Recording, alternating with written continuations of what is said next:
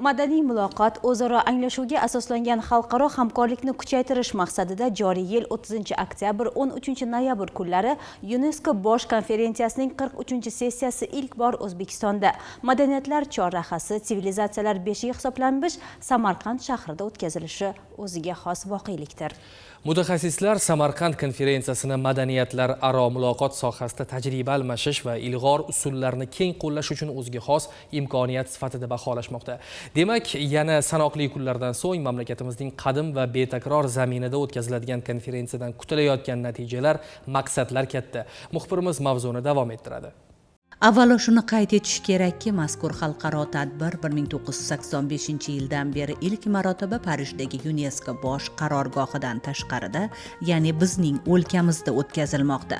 Tuzilmaga a'zo barcha davlatlar va ko'plab tashkilotlar vakillari ishtirok etishi rejalashtirilayotgan anjuman UNESCO faoliyatining eng muhim hamda ustuvor yo'nalishlarini belgilashda muhim ahamiyatga ega.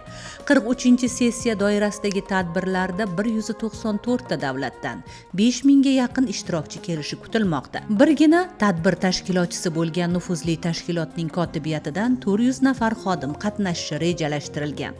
Shuningdek, Samarqandda davlat rahbarlari, xalqaro tashkilotlar yetakchilari, vazirlar va elchilar jam bo'ladi. UNESCO bosh konferensiyasi faoliyati tarixida ilk marotaba Parijdan tashqarida o'tayotgan sessiya nomi ostida ta'riflanmoqda.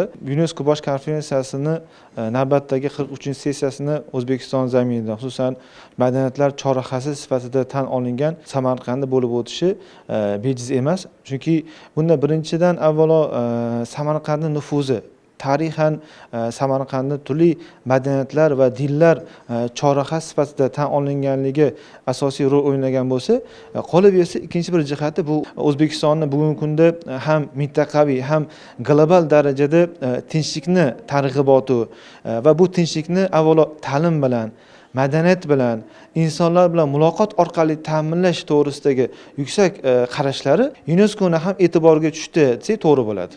Mutaxassislar e'tirof etganidek, mazkur tadbir madaniy diplomatiya, turli dunyoqarashlar o'rtasida ko'prik vazifasini bajara olishi, xalqaro mojarolarni kuch ishlatmasdan hal qilishda muqobil yo'l taklif etishi hamda tinch, barqaror global tartibotni barpo etishga hissa qo'shishni namoyon etadi. UNESCO bu bevosita shu BMTni ta'lim, fan, madaniyat bo'yicha ixtisoslashgan tashkiloti o'laroq dunyoda aynan fan orqali, ta'lim orqali, madaniyat orqali tinchlikni ta'minlashga ko'maklashish uni asosiy vazifasi hisoblanadi.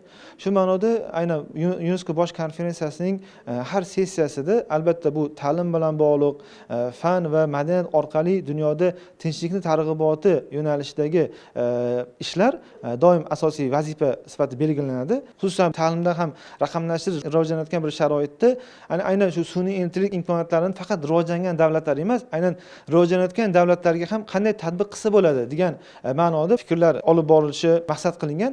Shu bilan bir qatorda madaniyatlar va dinlar aro muloqot bo'yicha demak tarmoq kafedralarining demak yig'ilishi ham hisoblanadi. Chunki bugungi kunda UNESCO shafiyligida dunyoda aynan madaniyatlar aro, dinlar aro muloqotni ta'minlashga qaratilgan 31 ta kafedra faoliyat ko'rsatmoqda. Xulosa qilib aytganda, UNESCO 43-sessiyasining Samarqandda o'tishi O'zbekistonning madaniyatlar aro muloqotni ilgari surish, moddiy va nomoddiy merosni asrash hamda global barqaror rivojlanish kun tartibini rivojlantirishda ortib borayotgan rolining xalqaro e'tirofidir.